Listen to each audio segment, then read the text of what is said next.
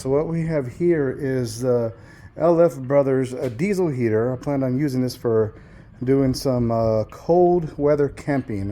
We're going to be going to Big Bend and a few other places. I know it's getting cold over this time of year, so I figured it'd be a good spot to try it out where it's not too cold, and just in case it dies on me, I can still survive 20-degree weather, no problem. So this thing comes, actually, it's boxed very well. It's very sturdy. It came inside of a box, inside of another box. And so, just looking at this is a 12 volt. It is 5 kilowatts. And if my understanding is correct, if I remember correctly, it also has the ability to run off of AC. So we're going to get into this here. We're going to open this up and see what it's all about. All right. All right, so we got the plastic off and we got the lid opened, and first thing we see is a supply box with goodies in it, and then you can see the cap to pour the fuel in.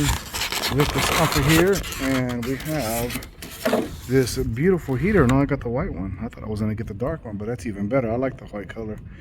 Hey, so we got our monitor, our display here. And you see right here, I was talking about it earlier, you got the option of a 24 volt, 12 volt, or you can do AC. So let's get this one out of here and see what it looks like. Okay, it's got these really awesome lifting handles here. Pretty sturdy, I have to say. I'm very impressed with the way this is built. And we see right here, we got our outlet, our inlet. Right here is where you hook up your terminals to run to your DC. And I bought, let's take a look at this over here real quick. I bought this guy to be able to hook up. So this has 2 rings that go right on here and right on here. And you just tighten them up and you're good to go, and they'll take care of that. But man, you know what? This is really sharp. This is really sharp looking.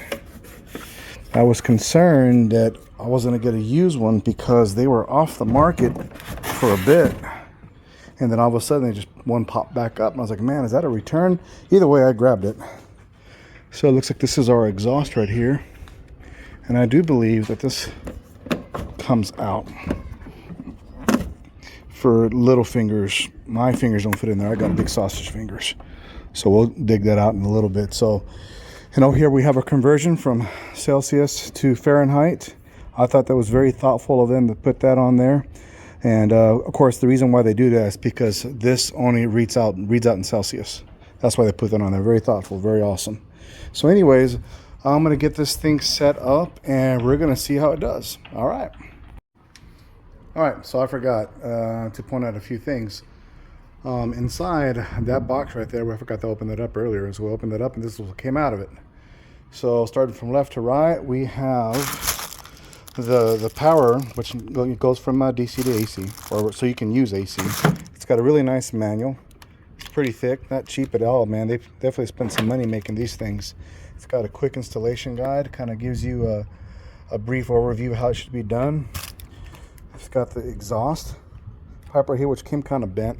But you know what, that can be fixed.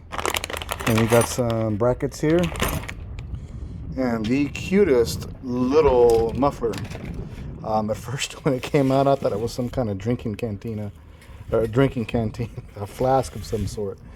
But anyway, that's what it wasn't what it was. So wire in here, which I won't be using that. I'll be using the one that I bought.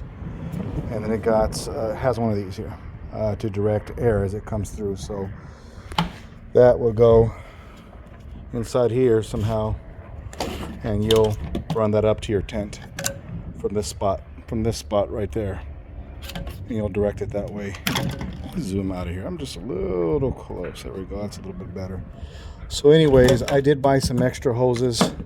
Let me see what we got over here. I bought this and then another one in here because I wasn't sure the quality of this one. And this one, people were complaining about the smell. So anyways, I bought a few extra ones just in case it had some funky smells to it. So once I get all this stuff assembled, we'll get it running and we'll do a review on how it runs. One thing I did forget to mention, this does have a remote control right here. So you should be able to turn this off from your tent on and off. So I'm pretty excited. Put this together and use it. Looks good so far. I compliment the the creators of this, because it is really sharp looking. It's definitely not, does not look cheap by any means. So anyways, once we get this thing up and running, we'll continue this video. All right.